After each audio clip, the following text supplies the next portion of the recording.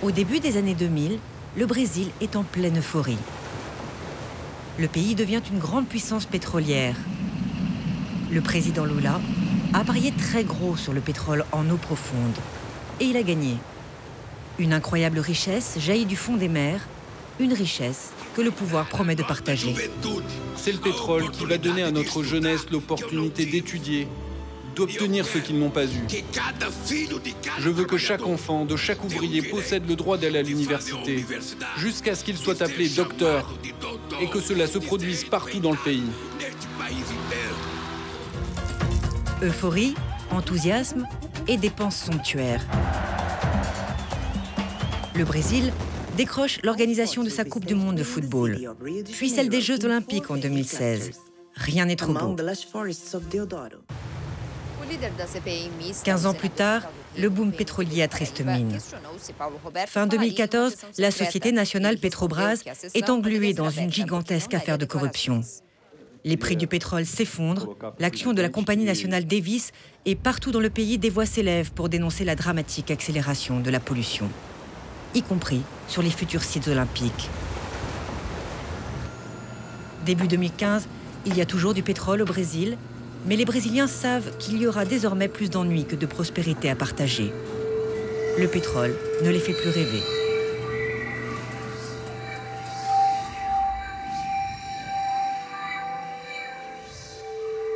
Vai te mandar alguém aqui. Podemos pedir a collaboração dos amigos que fazem alguma filmagem, mandar alguns recortes pra gente. Alexandre et ses amis ne fantasment plus depuis longtemps. Depuis l'an 2000 plus précisément, et la première marée noire qu'ait connue le Brésil. Petrobras avait détruit leur zone de pêche, la baie de Guanabara, au pied de Rio. Alexandre a eu beau se battre comme un beau diable, en créant un syndicat de pêcheurs, Petrobras n'a jamais indemnisé qui que ce soit. Devenu la bête noire des pétroliers de la baie, le petit pêcheur en colère a été régulièrement menacé de mort, à tel point qu'il a dû être placé sous protection policière. Il y a 3 ans déjà, il ne mâchait pas ses mots. Ici, il y a des raffineries et des tas de canalisations, mais il n'y a aucun développement. C'est un endroit pauvre. Il y a un hôpital précaire, une école provisoire, les routes ne sont pas goudronnées, personne n'est riche. Personne n'a de boulot dans l'industrie, dans le pétrole, chez Petrobras. Où est la croissance? Il y a seulement des répercussions négatives. Ils gagnent de l'argent et nous, on a la pollution. 3 ans après, Alexandre n'a pas renoncé à son combat contre les pétroliers et la multitude d'entreprises qui dépendent d'eux. Il a pu faire fermer quelques installations illégales, il est toujours menacé, mais désormais, il n'a plus de protection policière. Il a été obligé de quitter son village, il vit très loin, en ville, placé par les autorités, d'appartement en appartement, théoriquement sûr. Ça, c'est le passé d'Alexandre. Je me vois dans ce tableau. Ici, avec ma barque, celle de mes compagnons. Je pêchais, en attendant la nuit pour aller à nouveau pêcher. Et aujourd'hui, la réalité d'Alexandre, c'est un homme seul avec sa barque cassée sur la plage, un homme seul sur le bord de la mer proche, mais en même temps loin. Il ne manque que les croix de ses compagnons morts. Il y en a déjà 7. À la tête d'une petite association, il essaye de sauvegarder les droits de pêche dans la baie. C'est la seule ressource pour de nombreuses familles. Mais l'expansion des espaces dévolus aux activités pétrolières multiplie les zones interdites. Et pour les faire respecter, les sociétés de sécurité privées ou les militaires sont de plus en plus brutaux. Je commence par ma barque. À cette hauteur-là, la marine m'a carrément éperonné. La protection de mon moteur a volé en éclats. C'est la marine qui a fait ça. Et en passant par-dessus, ils nous ont dit qu'ils allaient tous nous couler. C'est tous la même mafia. Ils sont tous ensemble. La marine ordonne, Petrobras aussi qui a les plateformes. C'est tous une même mafia, tous. Ils veulent juste bousiller les pêcheurs. Ils ont même tué des pêcheurs. Nena Surui est mort il n'y a pas longtemps. Il pêchait là-bas aussi, il a pris une balle en pleine tête.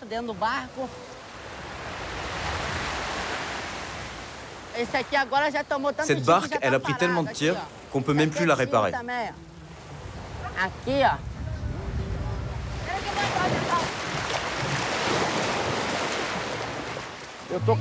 On est fatigué. J'ai 55 ans. Petrobras prend tout notre espace. Je vais travailler où demain? J'ai 55 ans. Est-ce qu'une entreprise va m'embaucher? Elle ne va pas.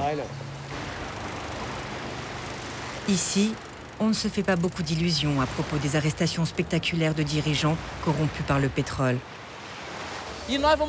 On va continuer avec les mêmes problèmes dans la baie.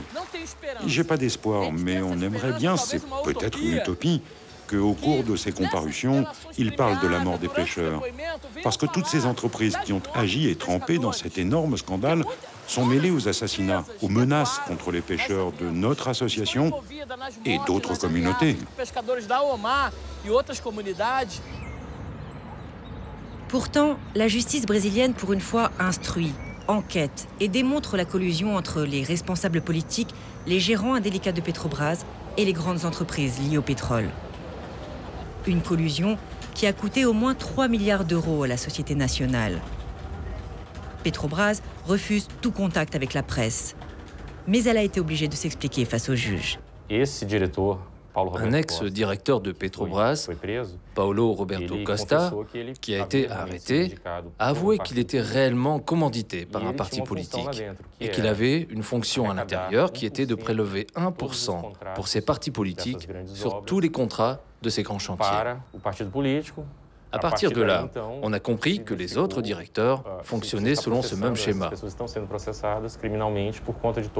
Les grandes entreprises d'ingénierie du Brésil ont formé un cartel. Elles se sont entendues pour se partager les grands chantiers de la Petrobras, pour éviter la concurrence. Donc, le paiement de 1% de pot de vin pour un directeur, 2% pour un autre, c'était intéressant pour ces entreprises. Parce qu'avec ça, elles établissaient une connivence avec les directeurs, qui en retour permettait au cartel de fonctionner. Non seulement le cartel se partageait le marché, mais il augmentait aussi ses prix. Donc, la Petrobras, en plus du préjudice des pots de vin intégrés à chaque contrat, a souffert du préjudice de surfacturation. Ela teve o prejuízo dos contratos que subiram excessivamente de preços.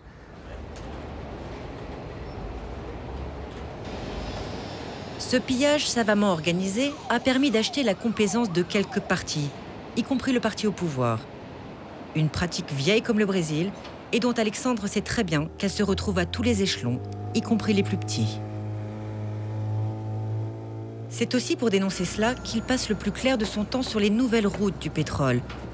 C'est là que se concentre 85% de la production du pays, essentiellement en mer. Mais il y a aussi des zones de forage à terre. Et surtout, toutes les bases logistiques nécessaires. Terminaux, raffineries, chantiers navals, zones de mouillage et ports.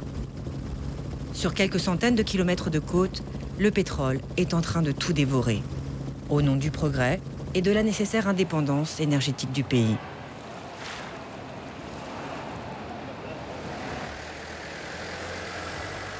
Alexandre ne veut pas briser les rêves du président Lula.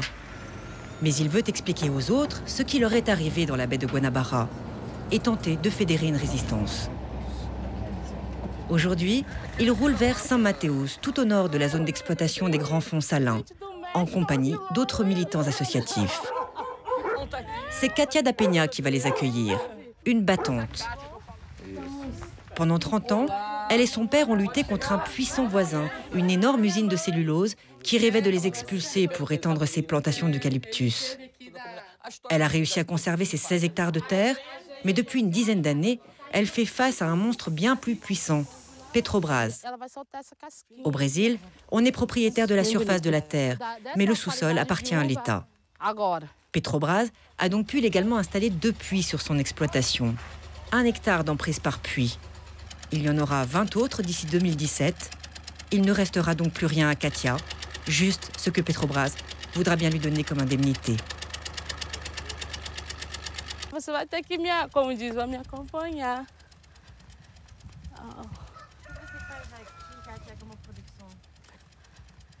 De 2008 para cá, nós não recebemos. Depuis 2008, on ne reçoit pas ce que Petrobras nous garantissait comme compensation. A compensação. Alors on continue à travailler. Une année, on a reçu un chèque de royalties de moins de 1 euro. C'est honteux. Ce bruit, c'est déjà la machine? Oui, c'est nuit et jour, sans arrêt, 24 heures sur 24, 365 jours par an. C'est un bruit qu'on n'avait pas.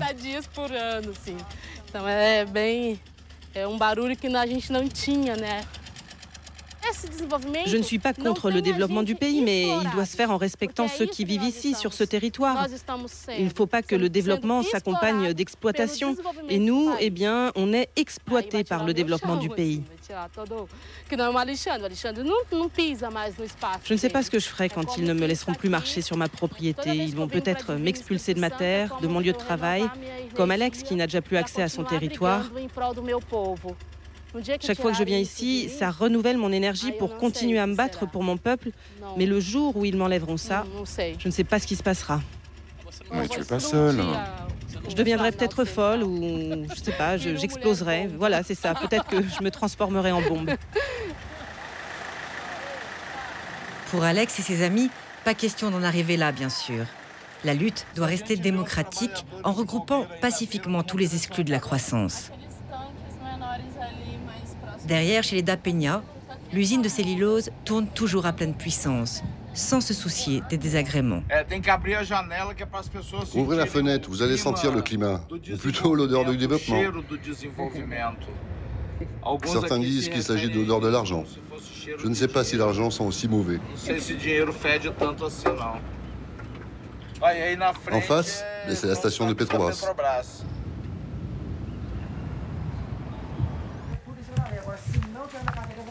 Expliquer, rassembler, organiser, c'est difficile dans un pays immense et sans grande tradition de lutte. Ce matin, à Regencia, pas très loin de chez les Da Penha, Katia dos Santos a réussi à organiser une réunion avec les pêcheurs du coin, pour les informer et aussi pour qu'ils puissent s'exprimer.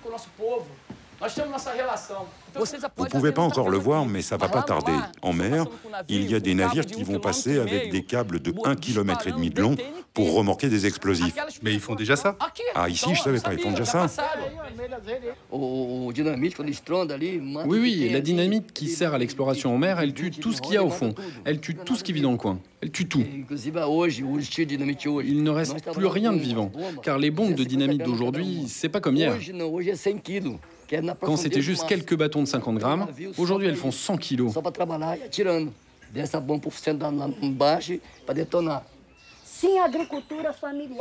Katia aujourd'hui se sent un peu moins seule. Elle se bat depuis des lustres contre Petrobras.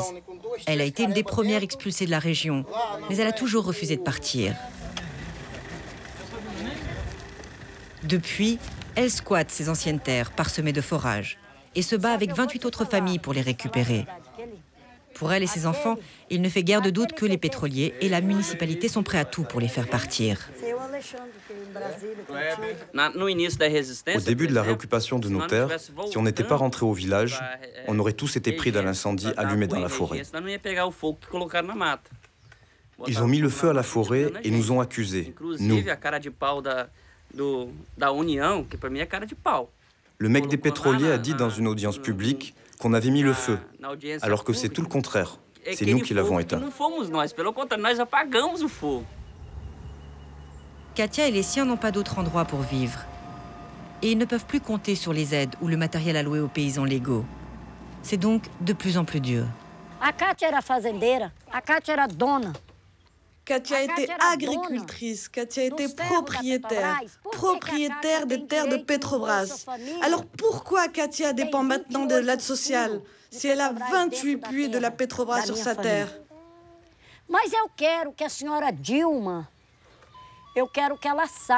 Je veux que la présidente Dilma, je veux qu'elle sache que moi, Katia dos Santos, je dépends des allocations, je dépends de l'aide sociale à cause de Petrobras. Là où Lula a plongé ses mains dans le pétrole en disant qui il était et que nous serions tous le pétrole brésilien. À l'infini, autour de chez elle, le pétrole tisse sa toile. Des entrailles de la terre au fond des océans, bouleversant des vies, Déséquilibres écologiques ou parfois le simple bon sens quand rien n'est entretenu et rouille trop vite du fait de l'humidité tropicale. Détails sur les routes du pétrole. Épiphénomène pour les ingénieurs, les techniciens, les financiers, pour les quelques 400 000 travailleurs du pétrole brésilien, très fiers de leur capitale, Macaé, où Alexandre ne met jamais les pieds. Il y a 30 ans, Macaé était un minuscule port de pêche. Aujourd'hui, c'est la tête de pont des pétroliers offshore qui débarquent ici l'essentiel de la production des gisements du bassin de Campos. L'activité maritime ne s'arrête jamais. Petrobras paye rubis sur l'ongle ses impôts fonciers et une bonne centaine de millions d'euros de royalties par an. La ville est donc riche, elle a de quoi se donner belle allure en front de mer. Mais cela ne concerne qu'une infime partie de ses 230 000 habitants. Côté coulisses, c'est nettement moins bien. Le boom pétrolier a attiré tous les défavorisés des États voisins, parqués dans des favelas qui sont sans doute parmi les plus durs de tout le Brésil. Zone de non-droit, habitants oubliés de tous, sans emploi stable, sans hôpitaux, sans rien. Le miracle n'a pas eu lieu.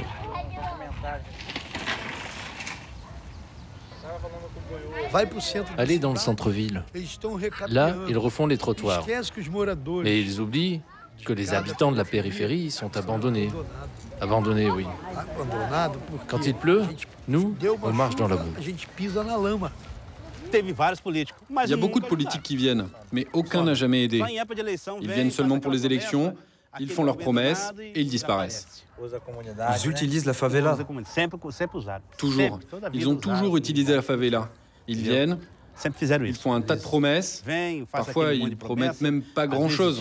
Ils donnent un peu de fric à l'un, un sac de ciment à l'autre. Et puis les élections se terminent et il n'y a plus personne. Pas d'emploi qualifié, pas de perspective, pas de gestion du développement urbain. Macaé est un désastre. De la vie d'Alexandre, c'est très exactement ce qui menace une autre ville de la côte, Barra do Riacho, un peu plus au nord. Il est venu voir Seu Vicente, qui s'occupe lui aussi d'une petite association de pêcheurs. Ils sont encore environ 800 ici, mais leur vie est devenue un enfer depuis l'installation en 2012 d'un immense chantier de construction de plateformes pétrolières. Propriété d'une grande entreprise de Singapour, la Jurong Aracruz est en train de creuser un chenal d'accès à ces installations. La Jurong drague 350 jours par an, 24 heures sur 24. Elle ne s'arrête pas une minute. Elle va détruire toute notre côte. C'est le plus gros carnage que j'ai connu dans le nord de l'État. Ça a tout tué, tout est décimé. Le poisson, la crevette. Parce qu'ici, c'est un grand bassin de langoustes, de poissons, de crustacés.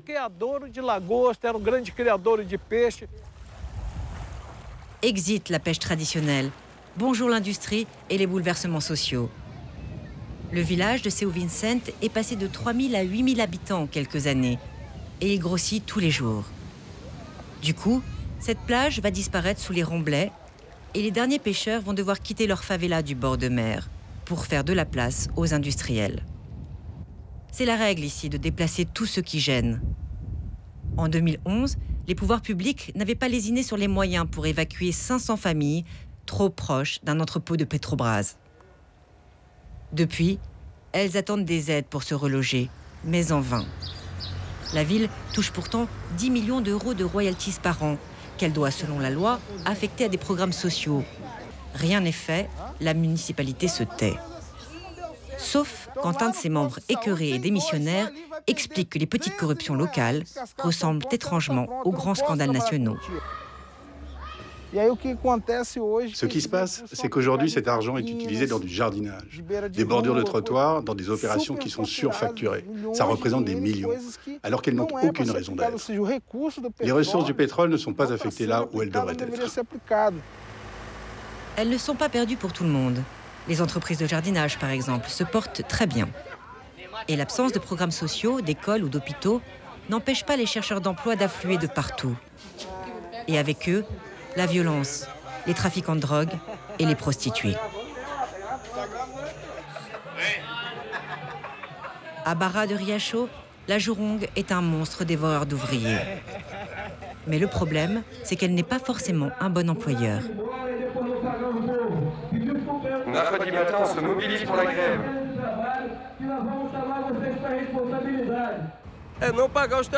Ils ne payent pas les salariés. Ils disent qu'ils vont arrêter le chantier et rentrer à Singapour, qu'ils vont plus faire de forage ici. C'est peut-être un genre de chantage, mais on n'a pas d'autre explication. Et en plus, ils sont dans le scandale Petrobras de financement des partis politiques.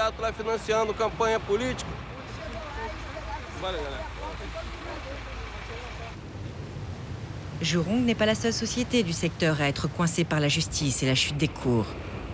En ce début d'année 2015, le pétrole brésilien a un peu la gueule de bois. Il faut bien chercher le long des côtes les endroits où l'on se réjouit encore du boom économique qu'il a provoqué. Il y a toujours la petite ville de Kisama pour illustrer le rêve de Lula. Ici, il n'y a pas eu de détournement de royalties. Une volonté politique et des élus plus intègres ont permis de répartir harmonieusement la manne.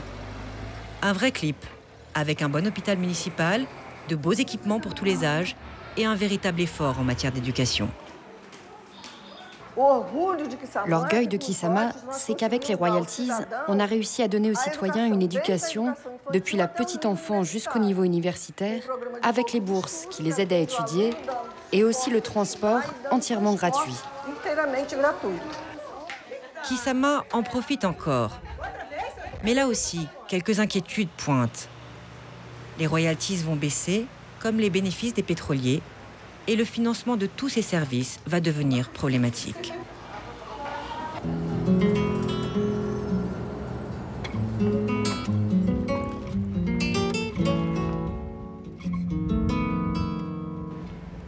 À une centaine de kilomètres au nord de l'État de Rio, il y a des lieux où les royalties ne peuvent plus rien changer. Des endroits où le pétrole a eu des effets irréversibles. À Saint-João-da-Barra, le désastre écologique se voit à l'œil nu. Les routes de la côte se sont effondrées. La mer avale les terres et les maisons. Un grand bout du littoral a purement et simplement disparu en 3 ans, devant les yeux écarquillés des habitants et des militants qui, comme Marcos Pezlowski, l'avaient prédit mais n'en reviennent toujours pas. Cette situation d'érosion qu'on a ici s'est aggravée ces 3 dernières années. Il y a eu disparition de cette route et une destruction du réseau électrique. On a établi que c'est une conséquence directe de la construction du terminal 2 du port d'Açu. Lamentablement, à cause du manque d'endiguement, la communauté qui abrite 200 familles, juste à côté de ce port en construction, est sous la menace d'être complètement détruite par la mer.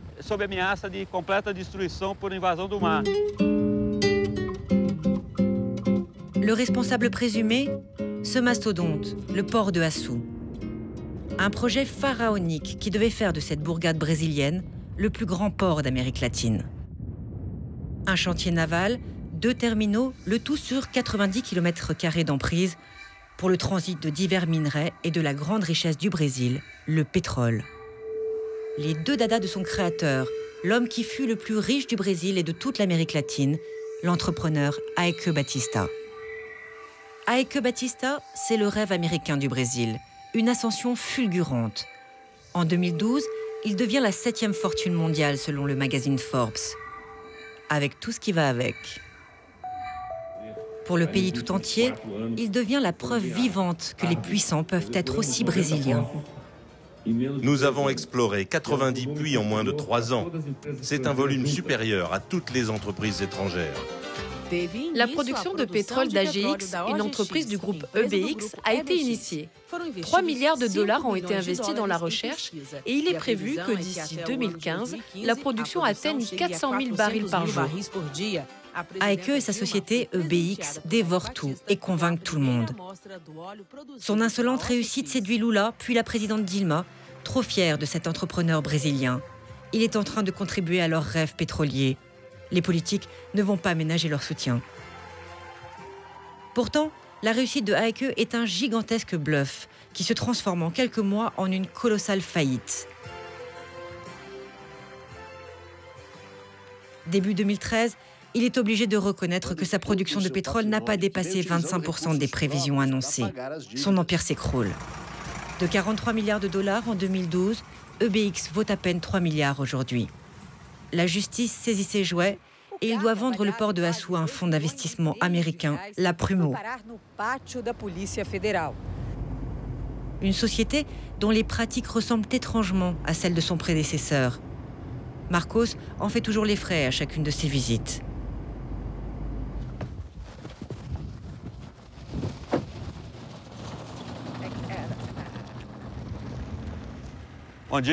Bonjour. C'est une équipe de journalistes françaises qui font un reportage.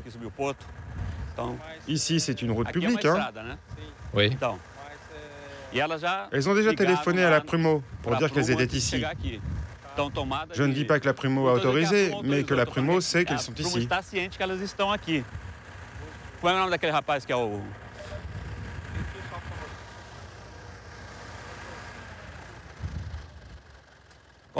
C'est une conversation qui a du sens. On est sur une route publique. Dans la Constitution brésilienne, sur une voie publique, on n'est pas tenu de s'identifier. C'est une manière de contrôler le territoire, parce qu'ici, ils tentent de contrôler, alors que c'est un territoire qui est public. La démesure d'un Heike Batista a laissé ici des traces indélébiles. L'homme d'affaires avait verrouillé son territoire. Sa folle boulimie a dévoré 90 km² de terre dont il avait fait son royaume. Un royaume privé, protégé par une garde prétorienne que les nouveaux propriétaires se sont empressés de garder. Ça, c'est une autre voiture de contrôle de la sécurité privée employée par la Prumo. Ici, il y a beaucoup d'entreprises privées de sécurité chargées de contrôler ce que font les habitants, ce que font les personnes qui ne sont pas liées au port. Si nous apparaissons, dans la seconde, plusieurs sociétés de sécurité arrivent tout de suite. Par exemple, ce portail n'a rien à faire là. Normalement, c'est une voie municipale. Ce portail empêche l'accès à des aires où il y a de l'eau. C'est une méthode extrêmement subtile. Mais bon, pas si subtile. C'est une porte. Mais enfin, ce n'est pas une forme agressive, apparemment. Mais elle implique une série de problèmes pour les habitants de cette région. C'est complètement illégal et c'est nécessaire de le dénoncer.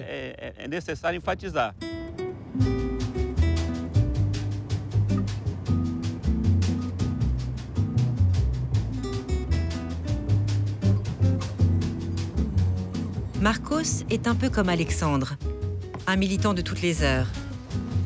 Mais il n'est pas pêcheur ni agriculteur, c'est un universitaire, sociologue et géographe. C'est Ronaldo. C'est Ronaldo. Il sait la loi, alors les hommes de la terre lui font confiance. À 80 ans, Seu Reinaldo a perdu la moitié de ses terres. 15 hectares confisqués par les industriels du port, contre un modeste dédommagement que le vieil homme a bien évidemment refusé. 5 ans de bataille judiciaire et toujours aucun résultat. La loi brésilienne interdit les expropriations des terres productives. Mais comme toujours, les autorités proches des industriels ont fait passer la pilule au nom de l'intérêt public, l'énergie pétrolière de la nation. Avec des méthodes étonnamment rudimentaires. Depuis combien de temps vous êtes ici ? Oh, je suis ici depuis 45, 50 ans. Ils m'ont pris ma terre. Ils sont arrivés, ils ont mis la plaque sans rien me dire. Ils ont dit qu'ils avaient mis la plaque sur ma terre. J'y suis allé, j'ai enlevé la plaque, je suis allé là et j'ai enlevé la plaque et je l'ai jetée. 4 jours après, la plaque est revenue, au même endroit. Ils ont détruit les clôtures, ma terre ne se distinguait plus de celle des autres. Alors j'ai pris la plaque, je l'ai coupée et je l'ai brûlée. Pour me battre, tu vois, parce qu'ils ont fait des choses sans me prévenir, hein. Et puis ils sont venus avec une petite feuille de papier, une feuille de carnet, pas une feuille d'expropriation, c'était rien.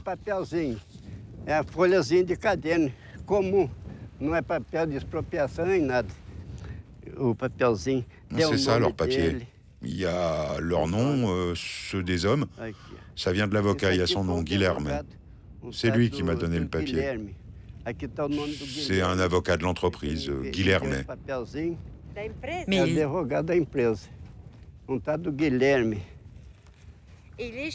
il a écrit le mot comme ça? Oui, il m'a donné le papier comme ça. Il a écrit à la main? Il a écrit à la main la valeur de la terre comme ça? Oui. Et juste venu avec ce papier-là. C'est l'unique papier officiel que vous ayez? C'est le seul qu'ils m'ont fait. Et ça, c'est la valeur de la terre qui est là-bas. Ici, c'en est une autre. Ce papier, Seu Reinaldo en a fait plusieurs copies, mais l'original, il le garde toujours sur lui. C'est pour lui la seule preuve tangible du passage de ceux qui lui ont pris sa vie.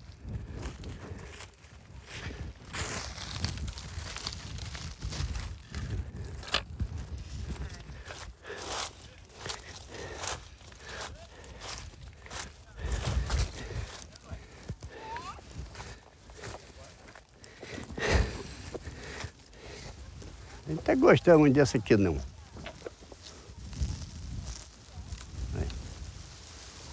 Acabou. Vous aimez les vaches? Ah oui. Oui, je les aime, mais pour dire la vérité, je préfère les vaches à l'argent. Alors je les vends parce qu'elles valent cher, mais je dis, l'argent, ça vaut rien. Alors que les vaches, elles ont de la valeur. Tiens, elle est embêtée par ce truc-là. Et elle adore que je lui coupe moi-même. Luzia não tirou. Agora, eu não tenho ideia. Je n'ai pas l'idée de partir d'ici. Je m'en irai quand je mourrai. Mais s'ils veulent tout prendre, je vais faire quoi? On se bat depuis 5 ans à cause de ce truc de terre. Elle vient de loin, notre affaire.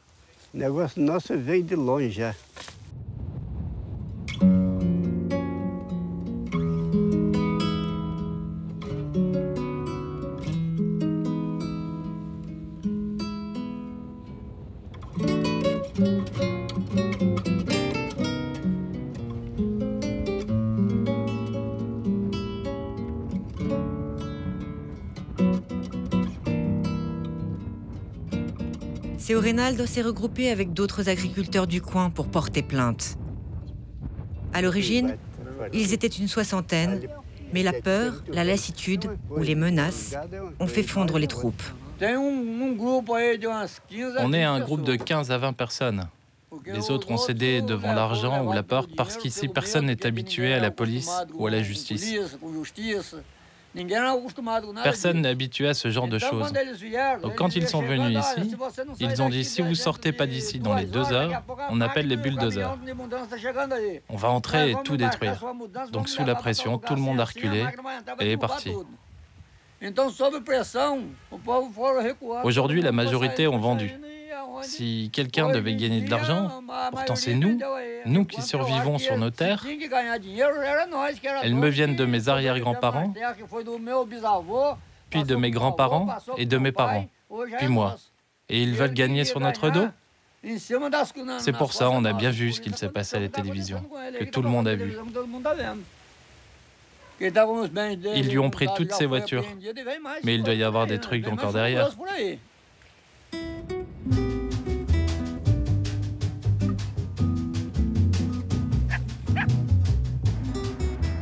Les expropriations ne sont pas le seul problème. Il faut aussi creuser un chenal pour faire entrer les pétroliers dans le port. Ce balai incessant de camions, c'est le transport du sable retiré des fonds. Des kilomètres de dunes artificielles sont apparus et elles ont empoisonné la terre. Le sable marin a salinisé les terres jusqu'aux nappes phréatiques. Même si les terres de Seu Reinaldo lui étaient rendues, elles seraient sans doute inutilisables. Le sel a tout tué sur son passage. Le plus touché, c'est le seigneur Durval. L'ensemble de ses terres a été contaminé par le sel des dunes. Et aujourd'hui, il ne peut toujours rien planter, rien ne pousse. Et regardez là. Comment elle est, cette croûte de sel là? La terre est mouillée. Mais regarde là. Et ça.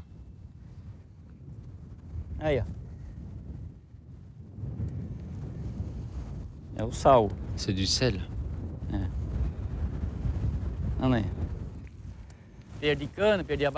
J'ai perdu mes plants de canne à sucre, d'ananas, le capi, pour donner à manger aux animaux.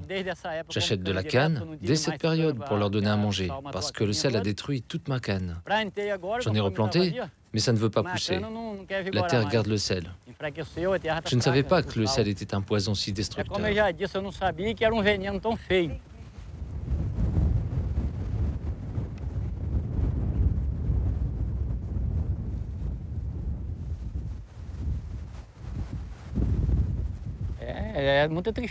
C'est triste.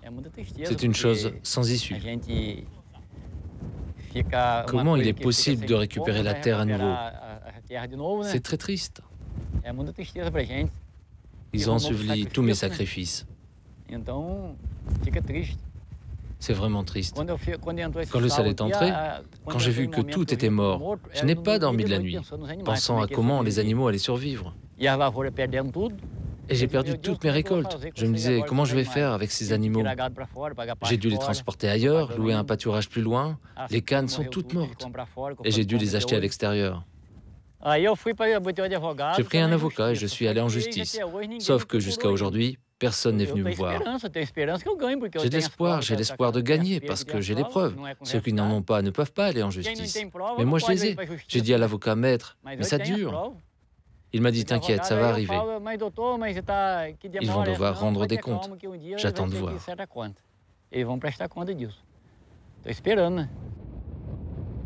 Vu d'ici, le pétrole, ce sont des terres mortes et des hommes condamnés à l'exil. C'est aussi de la colère et de l'incompréhension, parce qu'il y a eu très peu d'informations. Du coup, l'audience publique qui doit se tenir au conseil municipal est très attendue à Saint-Jean-d'Abara. Il s'agit pour la compagnie, qui est la nouvelle propriétaire du port, la Prumeau, de s'expliquer sur l'érosion catastrophique du littoral devant les habitants. Une réunion inespérée, avec une belle brochette d'élus en pleine campagne électorale et un représentant de la compagnie portuaire, son spécialiste de l'environnement. Un peu jeune et manifestement pas très à l'aise. J'ai un problème avec l'affirmation selon laquelle le port de Açu ne devrait pas exister. Parce que le port est évidemment un très grand projet.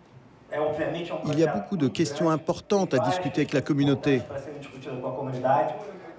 Mais cela devrait intéresser seulement ceux qui ont des intérêts économiques divers ici dans la communauté de São João. Il y a un projet ici avec des opportunités d'emploi, la collecte de taxes pour la communauté, pour les jeunes des opportunités de mouvement professionnel. On est ici pour travailler en partenariat avec la ville. Il n'y a pas d'éléments aujourd'hui qui permettront d'associer l'érosion du littoral de Açu au port de Açu. Le ton est donné. Pas question pour l'entreprise d'endosser la moindre responsabilité. À l'appui de sa position, elle a recruté un océanographe réputé de la grande université fédérale de Rio. Comme la dérive des sédiments va du sud jusqu'au nord, il est impossible de faire le lien entre une éventuelle rétention de sédiments occasionnée par le port et l'érosion de Barra do Açu. Laissez la parole aux habitants, s'il vous plaît.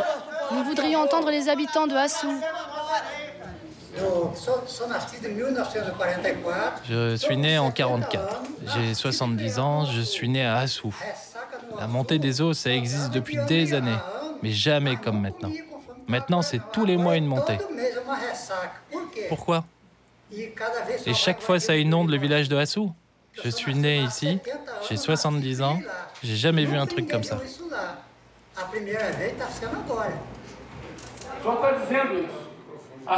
C'est ce que je dis. De la même manière que nous avons eu en cette fin d'année une sécheresse extraordinairement anormale, la même chose. J'ai amené ici 4 photos qui montrent l'avancée de la mer. Celle-ci en janvier 2013, où la mer est loin.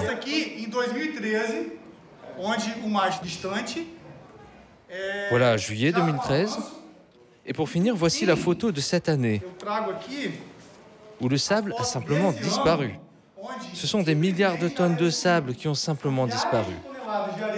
Là où malheureusement vous parlez d'un petit recul, c'est plus de 300 mètres. Je vous invite à venir voir.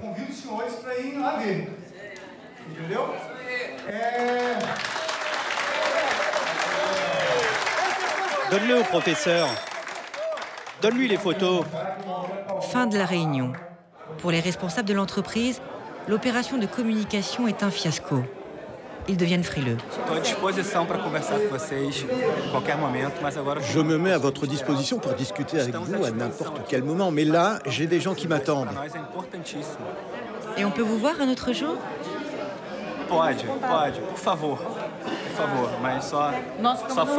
Nous sommes à votre disposition, on peut fixer un rendez-vous quand vous voulez. Il n'y aura jamais d'interview. Refus catégorique de la direction. Marcos, lui, est heureux. La combativité des habitants, c'est un peu le fruit de son travail. Je crois que c'est devenu plus difficile pour la Prumo de nier sa responsabilité. Et c'est intéressant de voir que la population a réagi au rapport technique amené par l'entreprise, de manière très critique, parce qu'ils vivent au quotidien la perte de cette bande de sable. Et ils savent que ça a commencé avec la construction du brise-lames. C'est intéressant car la plupart du temps, le spécialiste n'est pas préparé à se frotter au bon sens populaire. Le savoir commun est parfois plus puissant que les théories scientifiques. Et je crois que c'est un apport positif de cette réunion.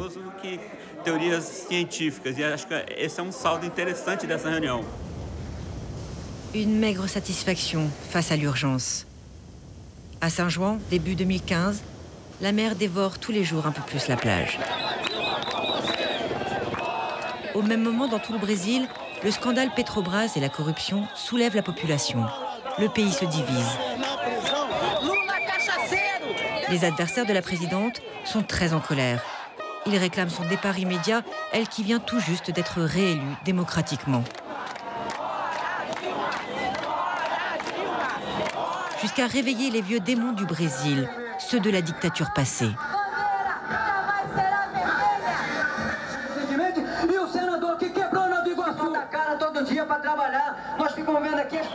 Dans le camp adverse, les partisans de la présidente ne veulent pas renoncer au rêve de partage et de justice que le pétrole promettait. Et même si aucune promesse n'a été tenue, leur idéal reste intact.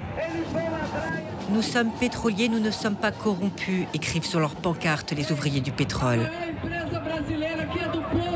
Ceux-là n'ont qu'une crainte, que les libéraux et la finance ne profitent des difficultés de Petrobras pour exiger sa privatisation totale.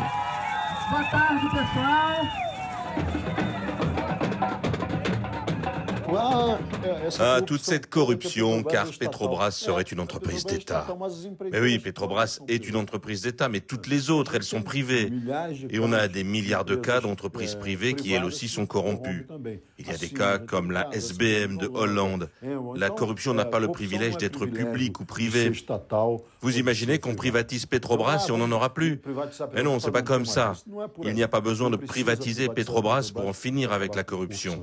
Ça aiderait beaucoup si on arrêtait avec les interventions des politiques pour assumer des fonctions techniques. Pourquoi ce serait le Parti des travailleurs qui indique qui sera le président de Petrobras? Pourquoi? Il connaît Petrobras? Il connaît les gens qui connaissent Petrobras? Nous, on sait. On sait qui sont les meilleures personnes. On attend ça. Petrobras a changé de président, mais il fait déjà polémique. Il vient directement des rangs du parti au pouvoir. Les mauvaises habitudes sont coriaces, même quand les procureurs de la République font tomber des têtes et instruisent publiquement contre des députés, des sénateurs et des gouverneurs. Alexandre aurait presque envie de se réjouir que la justice se soit décidée à faire le ménage. Mais de retour à Rio, il constate que sa baie vit une nouvelle tragédie. Les poissons y meurent en masse depuis plus d'un mois. Aujourd'hui, elle lui donne envie de pleurer, sa baie. Pour moi, ça vient de là-bas, hein, de la raffinerie, du complexe pétrochimique de Petrobras. On a presque l'impression que les poissons nous montrent le chemin de la pollution. Si c'est pas le cas, c'est qu'il y a une canalisation au fond qui est en train de fuir. Probablement du gaz ou une espèce de produit chimique. Il n'y a pas que des hydrocarbures qui passent là-dessous. Il y a des tas d'autres trucs, d'autres produits. Regarde là les effets de miroir qui apparaissent. Ça, c'est un produit chimique.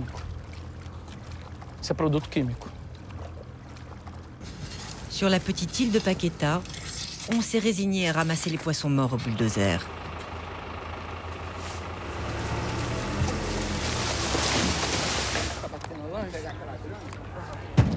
Les pêcheurs, de leur côté, ont improvisé des solutions de survie, déroutantes et tristes.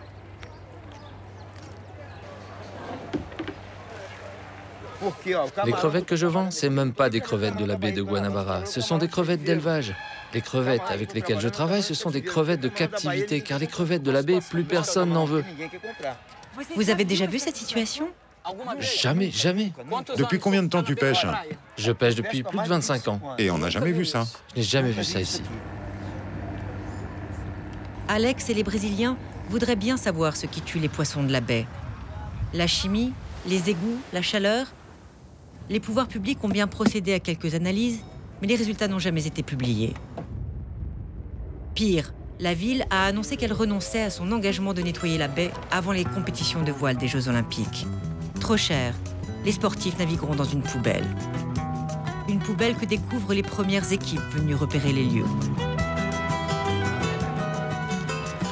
On navigue avec 30 degrés et habituellement on a l'habitude de se baigner, de prendre des embruns tout le temps. Et là on est un petit peu plus méfiant parce qu'on ne sait pas ce qu'il y a dessous. On voit bien que l'eau est marron et puis il y a tout un tas de cochonneries qui flottent. Il y a des poissons qui sont morts énormément. C'est assez surprenant. On a l'habitude de naviguer sur toutes les mers du monde et là j'avoue que ça refroidit un petit peu. En tout cas ça donne pas du tout envie de se mettre dans l'eau, ça c'est une certitude, ni même de se rafraîchir. C'est un peu paradoxal parce que à côté de ça c'est un petit paradis et ça gâche un petit peu la fête.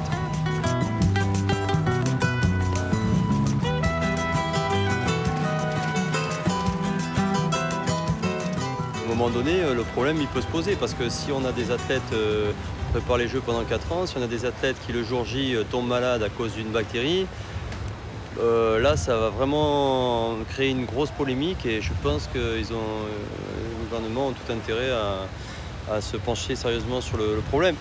Mais le gouvernement, fédéral aussi bien que local, a bien d'autres chats à fouetter. Le scandale de Petrobras a éclaboussé toute la classe politique.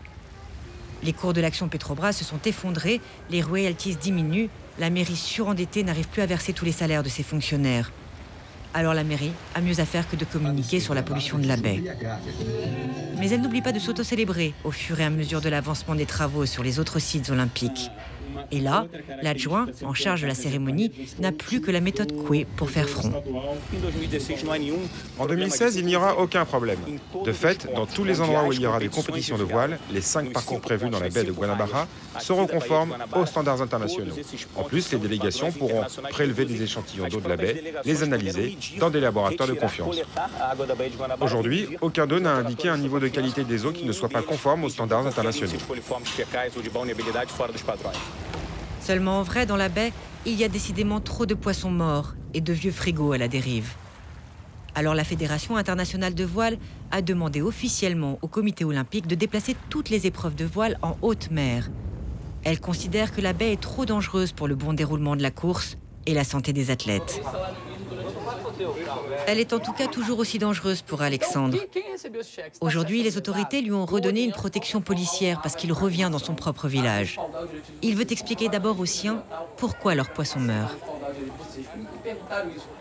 Nous avons découvert la cause de ce qui tue les poissons. Ils ont été victimes d'une énorme contamination de HAP. C'est une substance toxique qui vient du pétrole. Cette HAP, c'est ce qui tue les poissons. Et on a démontré ça. Alors pourquoi les services de contrôle environnementaux, l'INEI, ceux qui donnent des autorisations à ces entreprises, aux activités offshore, ceux qui autorisent les raffineries à fonctionner, pourquoi n'ont-ils pas découvert ça? Ou pourquoi n'ont-ils pas voulu découvrir la raison de cette mortalité?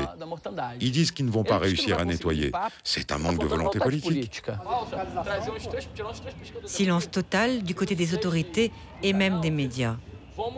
L'annonce d'Alexandre est passée sous silence. Mais le pêcheur a l'habitude et il a porté plainte auprès du ministère public. Il y a 2 ans, il avait réussi à faire fermer une installation illégale. Mais cette fois, aucune plainte n'effacera la pollution de la baie.